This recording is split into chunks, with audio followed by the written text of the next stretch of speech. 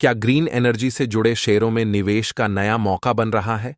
ऐसा हम इसलिए कह रहे हैं क्योंकि गुजरात में इस समय global renewable energy investors meet and expo नाम से एक कार्यक्रम चल रहा है। खुद पीएम मोदी ने इस कार्यक्रम का उद्घाटन किया है और सरकार ने इस कार्यक्रम में ग्रीन एनर्जी सेगमेंट को लेकर कई बड़े ऐलान किए हैं। अब जब सरकार खुद इस सेक्टर को इतना प्रमोट कर रही है तो हमें भी इस पर एक नज़र डाल लेना चाहिए। तो आइए वीडियो शुरू करते हैं। नमस्कार, मैं हूं विक्रांत और आप देख रहे हैं money control. Hindi green energy कंपनियों के शेयरों ने इस साल औसतन 80% का रिटर्न दिया है। यह अपने आप में काफी बड़ी बात है। सबसे अधिक रिटर्न देने वाले टॉप 3 शेयरों में वारी रिन्यूएबल्स, सुज़लोन एनर्जी और आइनॉक्स विंड शामिल है। अगर हम इंडेक्स की बात करें तो बीएसई पावर इंडेक्स में इस साल 44% की तेजी आई है, जबकि सेंसेक्स और निफ्टी इस दौरान सिर्फ करीब 16% ही बढ़े हैं, जो साफ बताता है कि इस समय ग्रीन एनर्जी सेक्टर बाकी मार्केट से कहीं आगे है।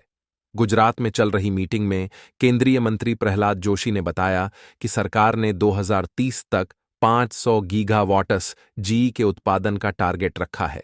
इसके लिए बैंकों और वित्तीय संस्थाओं से अब तक 32.4 लाख करोड़ रुपए के निवेश का वादा भी आ चुका है। एक्सपर्ट्स का मानना है कि ग्रीन एनर्जी में खासकर सोलर पैनल और सोलर मॉड्यूल बनाने वाली कंपनियों की डिमांड काफी बढ़ रही है।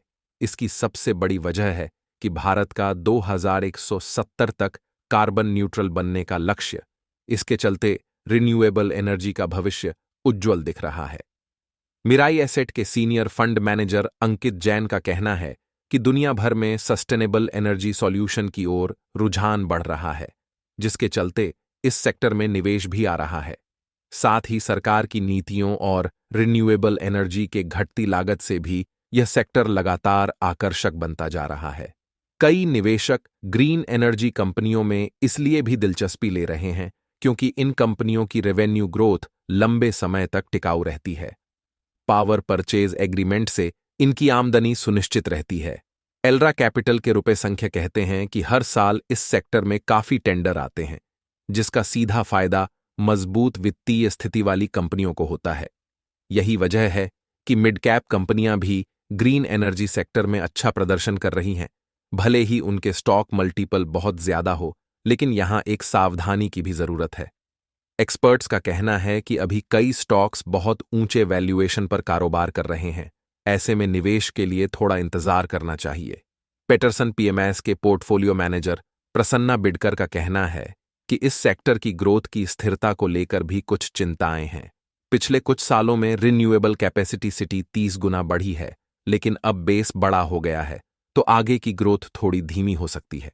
इसके अलावा तकनीकी बदलाव भी इस सेक्टर को प्रभावित कर रहे हैं।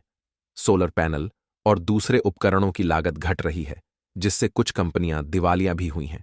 प्रसन्ना का कहना है कि हर कोई उम्मीद कर रहा था कि रूफटॉप सोलर की डिमांड बढ़ेगी, लेकिन कई राज्यों में लोग पहले से ही बिजली बिलों पर न्यूनतम या एक तरह से रो का भुगतान कर रहे हैं, इसलिए वह डिमांड नहीं दिख रही है। हालांकि बाकी एक्सपर्ट्स का कहना है कि इस सेक्टर में अभी काफी ग्रोथ की संभावनाएं हैं और निवेशकों को बस थोड़ी सावधानी के साथ निवेश करना चाहिए। फिलहाल इस सेक्टर में कौन कौन सी कंपनियां मजबूत हैं, यह पूछे जाने पे फिस्डम के रिसर्च हेड नीरव करकेरा ने कहा कि Adani green, NTPC, Tata power और वारी रिन्यूएबल का शेयर इन्हें पसंद है। करकेरा ने कहा कि उनके मुताबिक डाटा पावर और एनटीपीसी बेहतर दाव हो सकते हैं क्योंकि इनका वैल्यूएशन संतुलित है और इनकी मौजूदगी पारंपरिक और रिन्यूएबल दोनों पावर सेक्टर्स में है।